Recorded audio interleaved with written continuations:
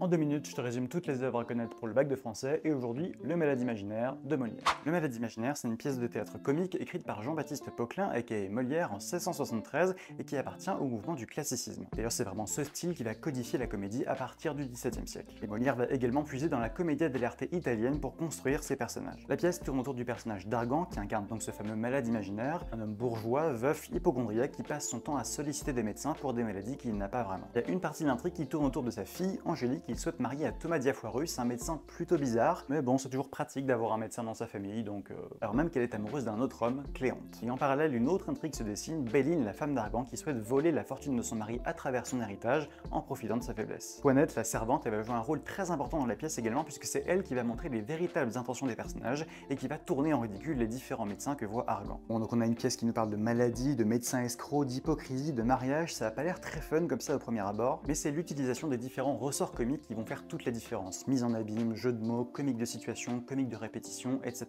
Molière adore utiliser la satire, tourner en dérision certaines situations pour faire ressortir nos propres vices, et ici c'est très sincère parce que le mec il est pas fan des médecins de manière générale, il a écrit 6 autres pièces sur le sujet. Oui, quand je disais pas hyper fun, c'était pas pour déconner, et ils sont très souvent dépeints comme des beaux parleurs aux méthodes archaïques. Et pour cause, ça fait une dizaine d'années que l'état de santé de Molière se dégrade petit à petit. Stress, surmenage, deuil, maladie pulmonaire. Il va d'ailleurs décéder juste après la 4e représentation du malade imaginaire, non pas sur scène comme on le croit souvent, mais chez lui quelques heures après. Au XVIIe siècle, la médecine se transforme petit à petit, notamment avec la théorisation d'une véritable méthode scientifique, mais de façon assez inégale. Les lavements, les purges, les saignées sont encore très répandus, donc tout ce qui est doliprane, vaccin, désinfectant, on oublie. En fait, Molière veut corriger les mœurs par le rire, interpeller le spectateur à travers des scènes certes exagérées et poussées à l'extrême, mais qui reflètent une certaine réalité de la société de l'époque. Donc la comédie divertit, certes, mais elle fait aussi réfléchir, elle critique. D'ailleurs, niveau critique, Molière dénonce aussi l'hypocrisie du mariage qui est présent ici sous différentes formes. Le mariage arrangé pour Angélique, le mariage d'intérêt pour Béline, le mariage avec Dieu quand Argan menace sa fille de la mettre dans un couvent, le mariage fondé sur l'amour est complètement déconsidéré alors que c'est un peu le but premier du mariage au départ. Ce qui affecte le malade imaginaire, c'est pas tant sa pneumonie que son manque de lucidité. Et Toinette donc va l'aider à faire émerger la vérité à la fin de la pièce avec la simulation de sa mort. Béline se réjouit d'hériter, Angélique est effondrée, les masques tombent. La seule illusion qui semble persister du coup, c'est l'utilité même des médecins. Avec le malade imaginaire, Molière propose un spectacle total qui, en plus du théâtre, mêle également du chant, de la danse, de la musique. Ça rend l'intrigue beaucoup moins dramatique et ça permet à cette comédie-ballet de mettre différentes formes d'art au service de son discours critique pour instruire les spectateurs tout en les faisant rire.